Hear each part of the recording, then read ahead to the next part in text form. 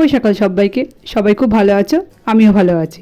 প্রতিদিনের মতো আজকেও পূজার ঘর থেকে ব্লগটা শুরু করলাম, আর আশা করি আজকের ব্লগটা তোমাদের ভালো লাগতে পারে। প্রতিদিন আমি সকালবেলা বাইরে যা যা কাজ থেকে সব কাজ করে প্রথমে আগে পুজো করে নিই, তারপর চা খাই। পুজো না হলে কিন্তু আমি চাটাও খাই না। পুজো করে চা খেয়ে তারপর রান্নাঘরে ঢুকি। সকালবেলা পুজোটা হয়ে গেলে আমার ভালো লাগে, আর দেরি করে পুজো করতে আমার একদম ভালো লাগে না। সেই জন্য আগে পুজো করে চা খেয়ে তারপর রান্নাঘরে ঢুকে যায়। পুজোটা তো আমার হয়ে গেল। পুজো করে চলে এলাম রান্নাঘরে। আজকে সকালে জলখাবারে একটু ঘুগনি বানিয়ে নিচ্ছি। মেয়েটা আমার ঘুগনি লুচি এগুলো খেতে খুব ভালোবাসে, কিন্তু সকালে সেরকমভাবে জলখাবার করার সময় হয় না। আর মেয়েটা তো টিউশন পড়ে এসে ভাত খেয়ে স্কুলে চলে যায়, সেই জন্য আর সকালে সেরকমভাবে জলখাবার করি না। তো আজকে মেয়েটা স্কুল যাবে না, তো ভাবলাম আজকে সকাল জলখাবারে গরম গরম লুচি আর একটু ঘুগনি করে নিব। সেই জন্য এখন ঘুগনিটা করে নিচ্ছি। আর ঘুগনিটা সেরকমভাবে তোমাদেরকে দেখালাম না, তোমরা তো সবাই ঘুগনি কী করে জানোই। আর ঘুগনির সঙ্গে না লুচিও করব, কারণ মোনালি ঘুগনির সঙ্গে লুচি খেতে খুবই ভালোবাসে। আর ঘুগনিটা আমার হয়েই গেল, আর ঘুগনিটা হয়ে গেলে লুচিটা ভেজে নিব। আর ঘুগনির মধ্যে আমি একটু আলু দিয়ে দিয়েছি। আর আমার ঘুগনির মধ্যে আলু খেতে খুবই ভালো লাগে। আমার লুচির থেকে ঘুগনি দিয়ে মুড়িটা খেতেই বেশি ভালো লাগে, কিন্তু মোনালি লুচি দিয়েই ঘুগনি খেতে ভালোবাসে। ঘুগনিটা তো আমার করা হয়ে গেল, আর আমি লুচিটাও ভেজে নিয়েছি। আর আমার মোনালি মা ঘুগনির সঙ্গে ডিম সেদ্ধ খেতে খুব ভালোবাসে, সেই জন্য ডিম সেদ্ধ করে নিয়েছি। আর মোনালি মাকে এখন খাবারটা খেতে দিয়ে দিলাম, আর আমরাও খেয়ে নিব। তো খাবারটা খেয়ে নিই, পরে আবার তোমাদের সঙ্গে কথা বলবো।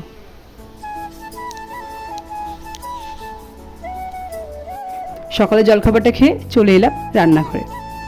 আর আমি তো বোয়াল মাছ রান্না করব, আর শুধু বোয়াল মাছ না, আজকে 3 রকমের মাছ রান্না করব। আর মাছগুলো কিন্তু ভালো করে ধুয়ে নিয়েছি। আর বোয়াল মাছ ভাজার সময় কিন্তু খুব ফুটে।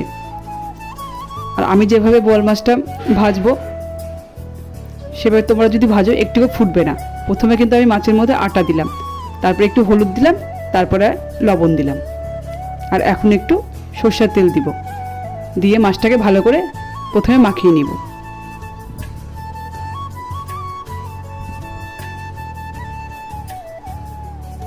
মাছটা তো আমি মাখিয়ে নিচ্ছি। আর গ্যাসের ওভেনে কিন্তু আমি কড়াইটা বসিয়ে দিয়েছি তেল দিয়ে গরম হতে। আমি যেভাবে বললাম সেভাবে তোমরা যদি বোয়াল মাছটা ভাজো, একটু আটা সরষের তেল দিয়ে ভালো করে মাখিয়ে, আর নুন হলুদ তো দিতেই হবে মাছ ভাজার সময়, সবাই তো জানে। এভাবে যদি বোয়াল মাছটা ভাজো তাহলে দেখবে একটুকু ফুটবে না। তো রান্না করতে করতে একটা টিপস তোমাদেরকে বলে দিলাম। আর এদিকে দেখো সোনার পাপা ইলিশ মাছও নিয়ে এসছে। ইলিশ মাছটা কিন্তু ভালো করে ধুয়ে রেখেছি। আর আমার সোনা মার জন্য শিঙি মাছ রান্না করব। শিঙি মাছটা আমি কাটতে পারি না, যেটা পারি না কেন মিথ্যা কথা বলো। শিঙি মাছটা সোনা মার পাপাই আমাকে কেটে দিবে। আর তেলটাও গরম হয়ে গেছে। আর এখন দেখো মাছগুলো আমি দিয়ে দিব, আস্তে করে মাছগুলো দিয়ে দিব। তোমাদেরকে তো বললাম যে এভাবে যদি বোয়াল মাছ ভাজি তাহলে একটুকু ফুটবে না। আর এই দেখো তেলের মধ্যে মাছগুলো দিচ্ছি, একটু কিন্তু মাছগুলো ফুটছে না, তোমরা তো দেখতেই পাচ্ছ।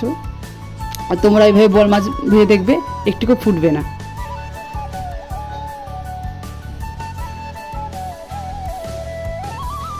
বোয়াল মাছটা আমার ভাজা হয়ে গেল। আর বোয়াল মাছটা কিন্তু আমি আলু দিয়েই ঝোল করব।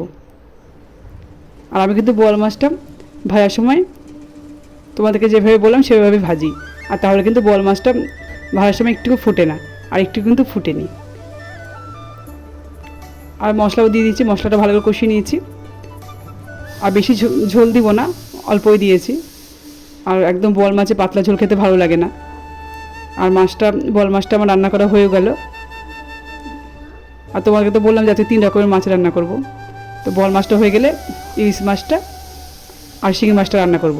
আর দেখি এখন আমার মোনালি মা ইলিশ মাছটা কী খাবে, মাছ ভাজা খাবে না সর্ষে পোস্ত বাটা দিয়ে খাবে। যেভাবে খাবে সেভাবে রান্না করে দেব। আমার তো বোয়াল মাছের ঝোলটা রান্না করা হয়ে গেল। আর সোনার পাপা শিঙি মাছটা কেটে ভালো করে ধুয়ে দিয়েছি। আর শিঙি মাছটা ভেজে নিয়েছি। আর এখন সোনা মায়ের জন্য শিঙি মাছের ঝোল করে নিচ্ছি সব সবজি দিয়ে। সব সবজি মানে একটু গাজর, পটল, আলু, টমেটো, শাক, যেভাবে সোনা মাছ যেন খিচুড়ি করি সেরকম করে সব সবজি দিয়ে শিঙি মাছের ঝোলটা করে নিলাম। সোনা মা তো কিছুই খেতে চায় না, সোনামা তো আস্তে আস্তে বড় হচ্ছে, তো ভাবলাম এখন থেকে সোনামাকে একটু করে মাছ খাওয়াতে হবে। সেই জন্য সোনামার জন্য শিঙি মাছের ঝোলটা আমি করে নিলাম। আর সোনামার জন্য শিঙি মাছের ঝোলটা তো আমার করা হয়েও গেল। আর এদিকে তো আমি শিঙি মাছের ঝোলটা করে নিচ্ছি, আর এদিকে গ্যাসে মোনালি মায়ের জন্য ইলিশ মাছটা ভাজা করে নিচ্ছি। মোনালি মা তো বোয়াল মাছ খায় না, তো বললাম যে ইলিশ মাছের সর্ষে বাটা করে দিব। তো বললো মা আজকে সর্ষে বাটা খাবো না, ইলিশ মাছ ভাজা দিয়ে ভাত খাবো। তো ভালোই হলো, আমাকে আর সর্ষে বাটা করতে হলো না। আর মোনালি মায়ের জন্য 2টো ইলিশ মাছ ভাজা করে দিলাম। আর এই যে শুকনো লঙ্কাটা আমার জন্য ভাজা করে নিচ্ছি। শুকনো লঙ্কা ভাজা দিয়ে ভাত খেতে আমার খুবই ভালো লাগে। আর মোনালি মায়ের জন্য ইলিশ মাছ ভাজাটা তো আমার করা হয়েও গেল, আর ভাতটাও আমি করে নিয়েছি।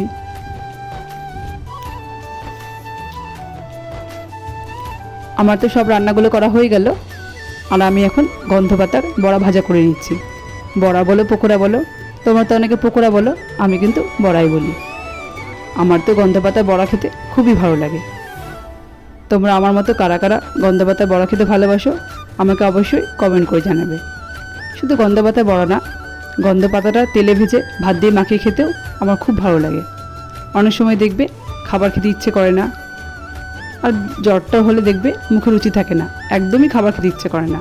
তখন যদি এই গন্ধ পাতা তেলে ভেজে ভাত দিয়ে মাখিয়ে খাও, দেখবে খেতেও ভালো লাগে আর মুখেও রুচি আসবে। আমি তো এই পাতা ভাজা দিয়েও ভাত মাখিয়ে খাই, আমার তো খুবই ভালো লাগে, তোমরাও খেয়ে দেখবে। আর বড়া কিন্তু যে কোনো বড়াই আমার গরম গরম ভাত দিয়ে খেতে খুব ভালো লাগে, সেই জন্য কিন্তু আমি বড়াটা সবার শেষে ভাজা করি।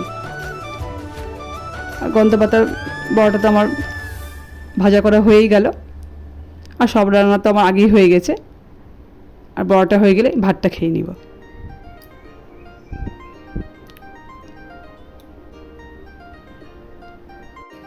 রান্না তো আমার করা হয়ে গেল, আর আমি খাবারটা নিয়ে নিয়েছি। সঙ্গে কিন্তু আমার সোনামা আছে, আর সোনামাকে নিয়ে খাবার খাওয়া। দেখো আজকে আমি কি করে খাবার খাই, দেখেছো? মুখামাখি রেসপন্সটা আমার খাবারের মধ্যে ফেলে দিল। শুধু খাওয়ার সময় যে সোনামা দুষ্টুমি করে তা না, তোমাদের ভিডিওগুলো যখন আমি দেখি সোনামা কিন্তু আমাকে এভাবেই দুষ্টুমি করে বিরক্ত করে। অনেক কষ্ট করে তোমাদের ভিডিওগুলো আমি দেখি, কি আর করা যাবে বলো? সোনামাকে তো কিছু বলা যাবে না, সোনামা তো ছোটো। তো বন্ধুরা, আজকের ভিডিওটা এই পর্যন্ত। যদি আমার ভিডিওটা তোমাদের ভালো লেগে থাকে তাহলে একটা লাইক করে দিও, কমেন্ট করে জানিও।